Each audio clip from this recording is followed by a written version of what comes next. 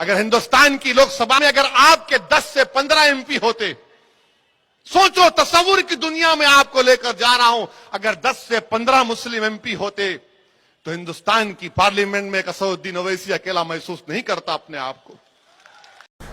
देखिए, आप अपनी ज़बान से नहीं बोलना चाह रहे। इकोनॉमिस्ट मैगजीन का जो आर्टिकल है वो बिल्कुल सच्चाई पर मबनी है।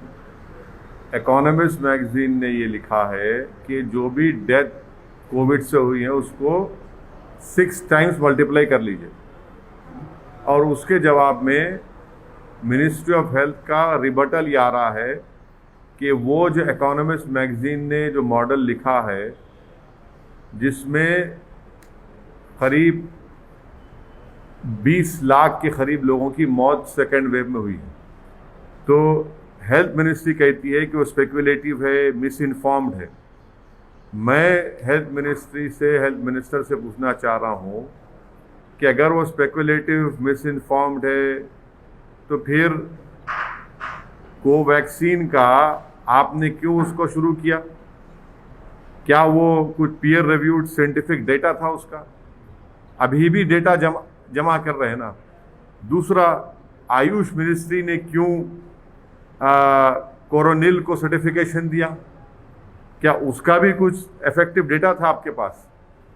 तीसरी बात यह है कि डेली डिस्ट्रिक्ट वाइज डेटा कोई भी स्टेट नहीं दे रहा है।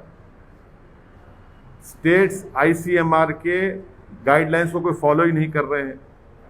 और पांचवा पॉइंट जो हेल्थ मिनिस्ट्री कहती है कि उन्होंने बिहार सरकार को लिख कर दिया। बिहार सरकार को बिहार की हाई कोर्ट ने उनको क्वेश्चन किया, उनको खींचा, तो रातों रात बिहार सरकार ने फिगर्स को सही करके 3000 मौत का इजाफा कर दिया।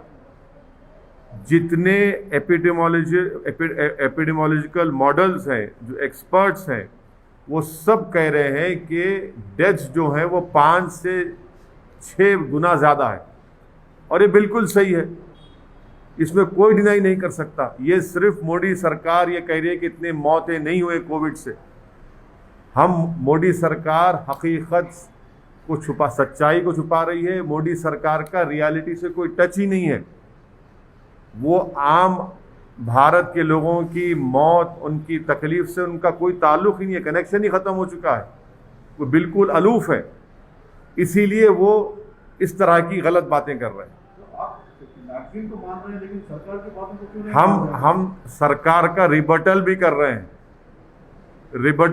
हैं, हर कोई ये कह रहा है कि इंश्योरेंस क्लेम्स, डेथ सर्टिफिकेट्स जो इशू हुए सेकेंड वेव में, और डेथ सर्टिफिकेट्स जो पहले वेव से पहले इशू होते थे, ये पूरे एपिडेमोलॉजिकल एक्सपर्ट्स हैं। इकोनॉमिस्ट मैगजीन में सी ओटर के यशवंत देशमुख ने भी इस बात को कहा। जब यशवंत देशमुख कहेगा बीजेपी स्टेट जीत रही तो थालियां मारेंगे, और जब यशवंत देशमुख कहेगा एक स्टैटिस्टिशियन है वो भी इस बात को मान रहे हैं, तो आप उनको अब नहीं मानते। तो प्रॉब्लम यह है कि बीजेपी ये चाहती है कि सिर्फ उनकी तारीफ करो, उनकी तायीद करो और सुप्रीम लीडर जिंदाबाद के नारे लगाओ।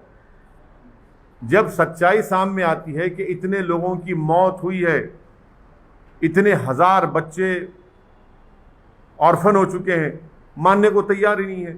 इसलिए नहीं मानते क्योंकि वो बैडली एक्सपोज हो चुके हैं। सेकेंड वेव की तैयारी बीजेपी मोदी सरकार ने कुछ नहीं की।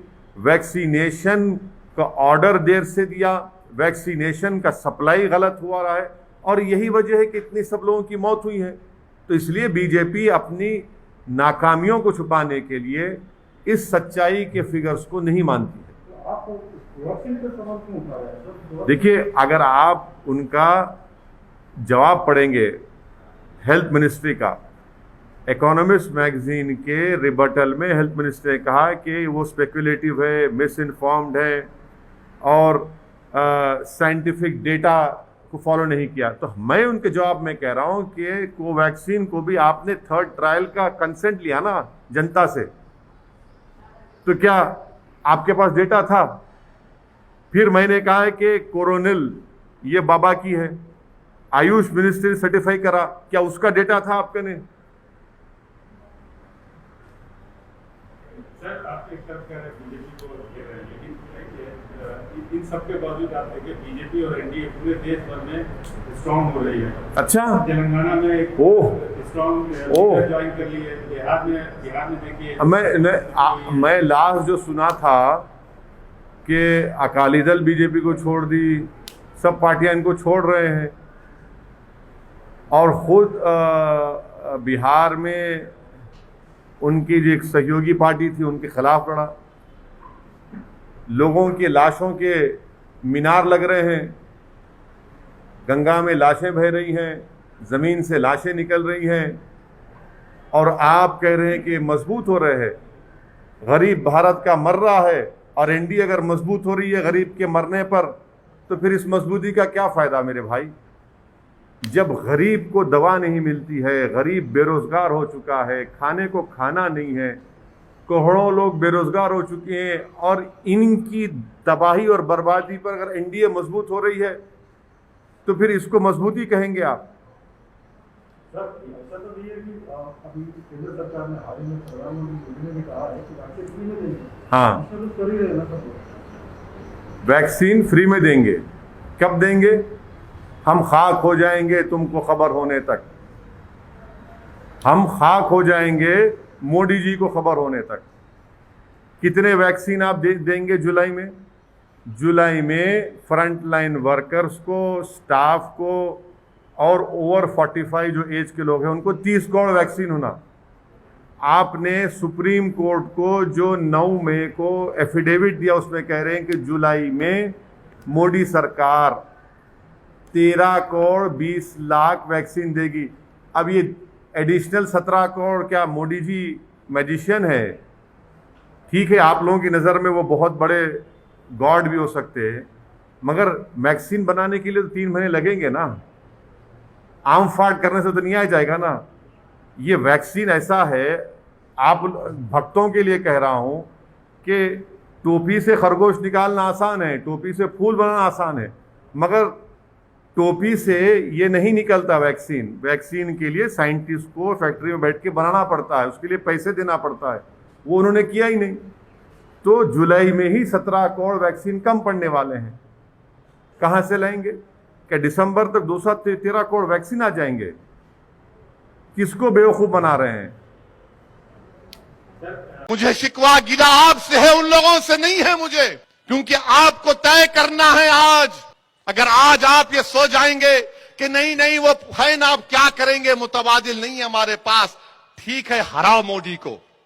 मैं नहीं कह रहा हूं कि मत हराओ मोदी को,